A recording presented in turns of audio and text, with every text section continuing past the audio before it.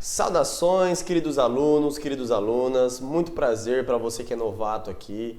Meu nome é Iago Inael, eu sou o professor aqui do Explique Direito, também sou advogado atuante já há 2 anos, tá? No ramo da advocacia civil, bancária e também trabalhista. Estou aqui agora para ensinar para você o princípio do juiz natural, tá? O princípio da imparcialidade, como algumas doutrinas costumam ensinar para você, certo? O que é o princípio do juiz natural? É muito simples, ó. Lá na Constituição Federal, no artigo 5º, inciso 53, está dizendo o seguinte, ó. Ninguém será processado nem sentenciado senão pela autoridade competente. E aí, no inciso 37 diz o seguinte, ó, não haverá juízo ou tribunal de exceção. Então, o que esse dispositivo está querendo dizer para a gente? Que ninguém será sentenciado senão pela autoridade competente. Quem que é a autoridade competente para julgar uma pessoa? É o juiz. O juiz que tem competência para dizer se você está certo, se você está errado, se o seu direito ele é procedente ou ele é improcedente, se os seus pedidos eles devem ser concedidos ou não. Então, o próprio dispositivo diz que ninguém será sentenciado senão por esse juiz, por essa autoridade competente. E a própria Constituição Federal também estabelece quem é a autoridade competente. É o juiz que passa pela prova de títulos, né? Por toda aquela fase de concurso, né? As 4 ou 5 fases de concurso, e aí ele chega e toma posse do cargo. Esse é o juiz, essa é a autoridade competente para dizer se você tem ou não o direito.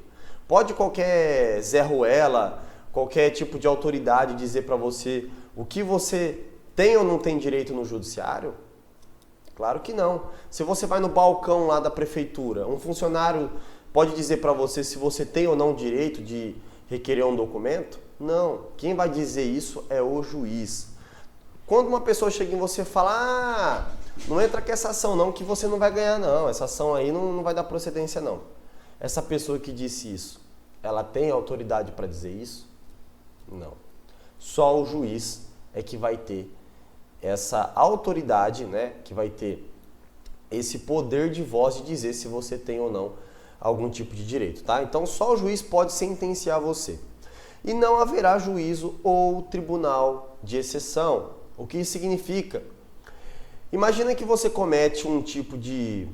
Eu vou jogar agora no criminal, tá? Porque esse princípio ele é tanto do civil como do criminal. Então a gente consegue jogar ele nos dois campos. Então imagina que você comete algum tipo de conduta que ainda não é crime, certo? E aí depois de algum tempo que você já cometeu esse tipo de conduta, né? Uma pessoa olha para você e fala o seguinte... a partir de hoje, aquilo que você cometeu lá atrás vai ser considerado como crime e eu vou julgar você. Isso é um tribunal de exceção. Isso pode acontecer? De modo algum, isso não pode acontecer, tá? Isso já aconteceu, o tribunal de exceção? Sim, já aconteceu na época do nazismo, né? Que houve aí toda a comissão dos direitos internacionais e aí condenaram os nazistas, né? Pelo crime que eles cometeram ali contra os judeus. Mas hoje em dia não pode haver mais juízo ou tribunal de exceção. Então, você cometeu lá algum tipo de conduta, tá? Uma conduta civil, não consigo dar exemplo aqui agora, não consegui pensar em nenhum exemplo, mas uma conduta civil, uma conduta comum. Você varreu a rua e a poeira foi lá na casa do vizinho. Aí o vizinho vai lá, né, tem conhecido, tem influência com as autoridades públicas e tal, aí vamos fazer um tribunal de exceção para julgar essa pessoa que toda vez que varre a poeira vem para minha casa. Isso pode acontecer? De modo algum. O tribunal de exceção é proibido, tá bom? Eu sei que é um exemplo bem idiota, né, mas é uma forma de eu tentar passar isso para você. Então, não pode haver juízo ou tribunal de exceção, tá? O tribunal é esse que nós já temos e as leis que se aplicam são as leis que nós já temos, que já foram aprovadas, tá, pelo Congresso Nacional. E, detalhe, a autoridade competente que vai julgar você.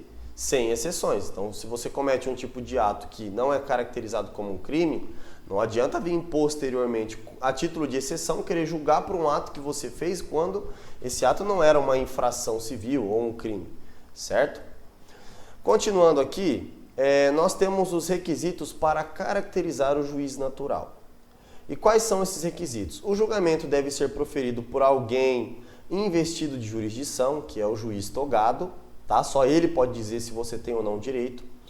O órgão julgador deve ser pré-existente, como eu acabei de dizer, então já deve existir um órgão julgador para isso. Já deve ter já um juiz civil, um juiz criminal, um juiz para julgar causa ambiental, causa trabalhista, então já deve existir esse tipo de órgão.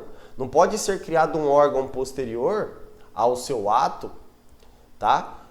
Para te punir, isso aí é proibido. Vedada a criação de juízos ou tribunais de exceção instituídos após o fato com o intuito específico de julgá-lo, tá? Então, como eu disse, o cara é amigo lá das autoridades públicas, aí prefeito, governador, presidente, fala, vamos criar um tribunal de exceção para julgar esse cara aí, por essa infração que nem é uma infração, mas vamos falar que é uma infração e vamos julgar ele, vamos colocar ele na cadeia.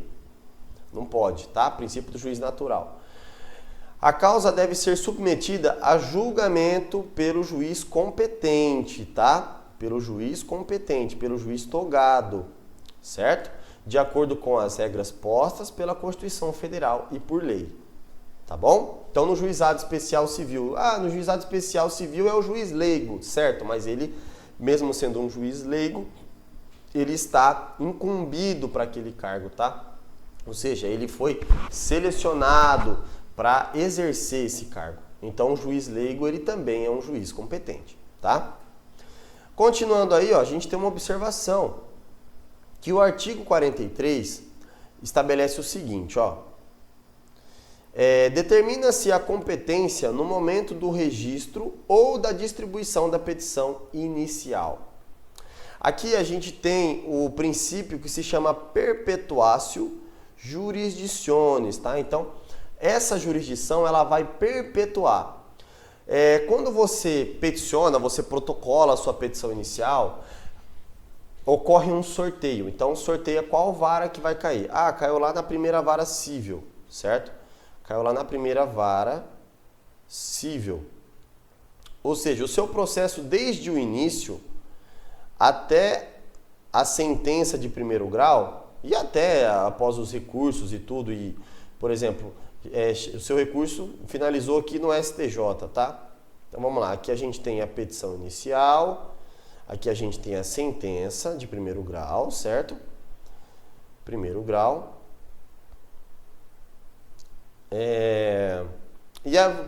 Suponha-se que houve um recurso, você está lá e teve o acórdão no Tribunal de Justiça, tá? Tribunal de Justiça, certo? Então perceba que mesmo quando o seu processo ele vai para o segundo grau, após o acórdão transitado em julgado, ele volta para a primeira vara civil para iniciar a fase de execução, para o juiz cumprir com o que foi decidido aqui no acórdão no tribunal.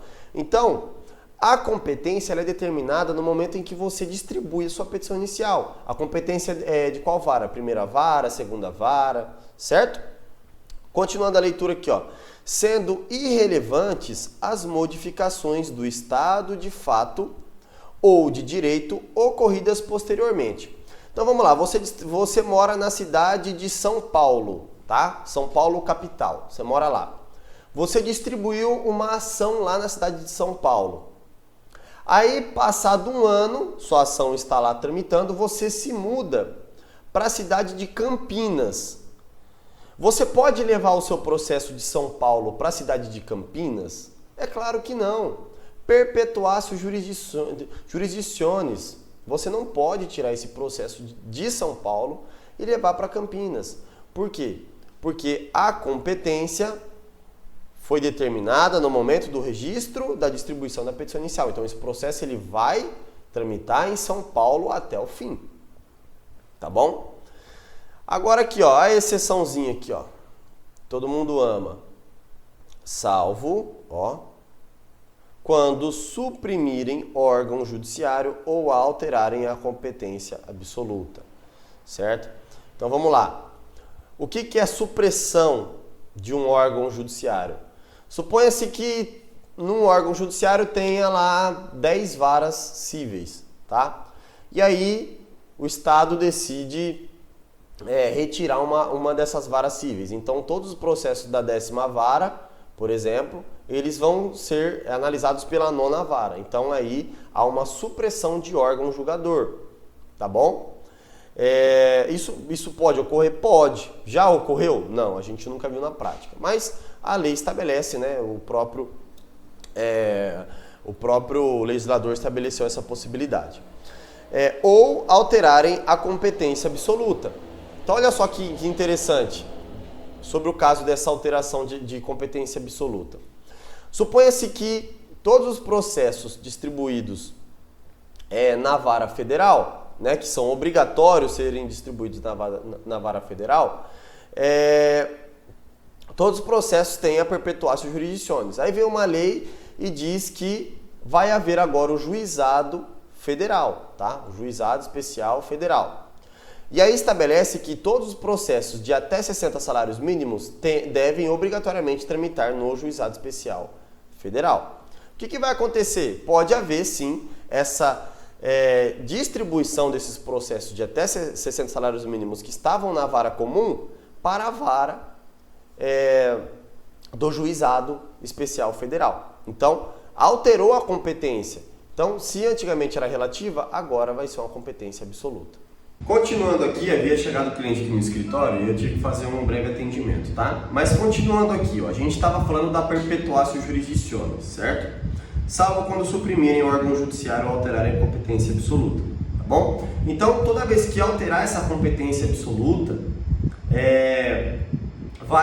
pode haver, né? Não é que vai haver, não é uma obrigatoriedade, mas pode haver aí esse deslocamento dessa competência, né? Dessa perpetuatio jurisdictionis, tá bom? E aí a gente encerrou a aula. Nossa, foi só um pedacinho curtinho, eu achei que já faltava muita coisa. A gente encerrou a aula de hoje, tá bom? E amanhã eu volto para explicar o próximo princípio processual, certo? Muito obrigado pela sua participação aqui, pela sua audiência. Não esquece de deixar o seu like, inscreva-se no canal porque você dá uma força para a gente continuar produzindo vídeos, tá bom? Sinceramente, não estou querendo ser ignorante, arrogante, mas eu não ganho nada fazendo isso. Eu faço mais por paixão mesmo, por amor a ensinar as pessoas, a repassar o conhecimento. Eu espero que você tenha gostado da nossa aula, tá bom? Um forte abraço e até o próximo vídeo. Tchau, tchau.